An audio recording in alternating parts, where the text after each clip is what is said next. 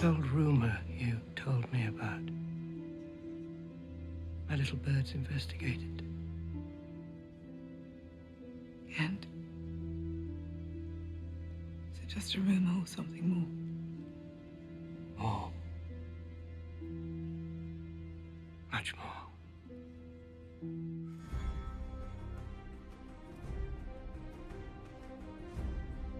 Hey, what's good, Game of Thrones fans? This is the Campfire Crew, and we're going to talk about the rumor that Qyburn's little birdies confirmed for him in episode 8. And that rumor is that the Mad King has stored up large quantities of wildfire all underneath King's Landing, and that Cersei plans on using that to burn King's Landing to the ground. I'm going to give you 3 reasons why this could be true, but before we do me a favor and drop a like on this video. It really does help out the channel. Moving on to reason number 1. Bran's vision. We see the old men, the pyro maniacs, they're underneath the ground, they're pouring the wildfire in all these pots and they're placing it everywhere. Right? This was what the Mad King was going to, quote, burn them all. Burn them all. Before, ironically, being stopped by Jaime, I might add. So we know that it's under there. We also see the explosion in Bran's vision that we believe to be a flash forward and not a flashback, right? So we know it's under there, and I'm assuming we can know that some kind of an explosion takes place in the future. That's what I'm thinking anyway. Reason number 2.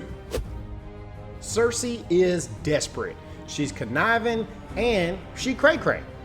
She is completely on her own. And now we must fight them together. We need each other. I'll never leave my son. What'll you do then? You have no support? Not anymore. Your brother's gone. The High Sparrow saw to that. The rest of your family have abandoned you. The people despise you. You're surrounded by enemies, thousands of them. You're going to kill them all by yourself? So you see that she doesn't have help from the Tyrells, all right, which they were kind of in this fight together, and, you know, the Tyrells have pulled back. The Lannister army is loyal to the king, who is loyal to the High Sparrow, because they're the 2 pillars. The 2 pillars that hold up this world. So it's not like she can use her own army, and everybody else in Westeros is either not loyal to the king, or they busy worrying about other stuff, you know, like White Walkers. So she has no help. And what does Cersei do when she's desperate and she's all alone and she's at the end?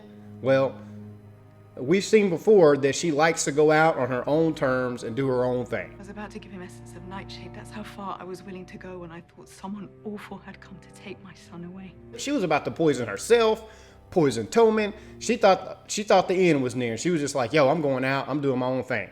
So she gets a little rash and she does some crazy stuff. So it's not far-fetched to believe that she would indeed burn everything down. Whether it was to, you know, kill herself or send everybody in, I don't know, but she's crazy. Now, that leads us into our final reason number 3. Cersei has already threatened to do this on multiple occasions. Again, I said she was cray-cray, okay? The first time was in season 4 when she was talking to her father, Tywin. I will burn our house to the ground before I let that happen. Second was when she was talking to Jaime, referring to Dorne. I will burn their cities to the ground if they touch her. And third was when she was talking to Tommen. I would burn cities to the ground.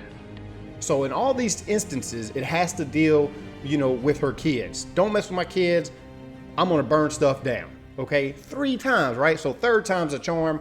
Obviously, she feels like she's either losing or has completely lost her son Tommen to the influence of the High Sparrow. Right? I mean, he basically has sentenced her to death.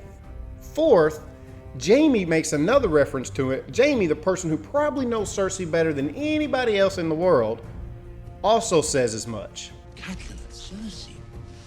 It's fierceness you don't often see. They'd do anything to protect their babies.